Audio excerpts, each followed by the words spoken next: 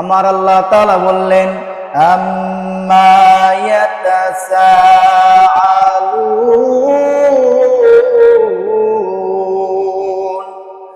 আমার আল্লাহ তাআলা বললেন সূরা নাবার প্রথম নাম্বার আয়াতের ভিতরে আল্লাহ তাআলা বললেন যে আফসোস লোকেরা কোন বিষয়ে তারা সমালোচনা করতেছিল আমার বাজান।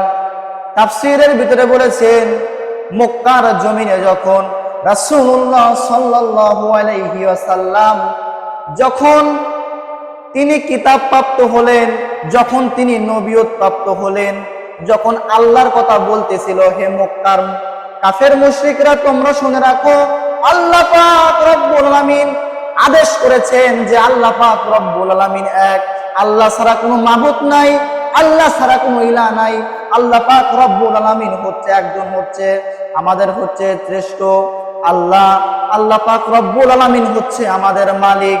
যখন নবী করিম সাল্লাল্লাহু আলাইহি ওয়াসাল্লাম যখন সমস্ত মক্কার কাফের মুশরিকদেরকে মুনাফিকদেরকে বলতেছিল আল্লাহ বলতে একজনই এবং আমি মুহাম্মদ সাল্লাল্লাহু আলাইহি ওয়াসাল্লাম আল্লাহ তাআলার রাসূল এবং আমার উপরে আল্লাহ তাআলা একটা কিতাব অবতীর্ণ করেছেন এবং আল্লাহ পাক রব্বুল আলামিন আমাদেরকে খাদ্য দেন, এই কথা যখন রাসূলুল্লাহ সাল্লাল্লাহু আলাইহি ওয়াসাল্লাম যখন সমস্ত মক্কার কাফের মুশরিকদেরকে বলতেছিল, তখন মক্কার কাফের মুশরিকরা বলল, হায় হায় এই মুহাম্মদ কি বলে, এটা কি সত্য কথা নাকি?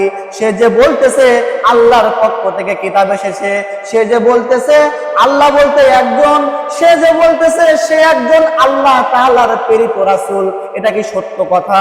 এটা কি সত্য কথা? আমার বাজান তখন আমার আল্লাহ তাআলা বললেন আম্মা ইয়াতাসাআলুন।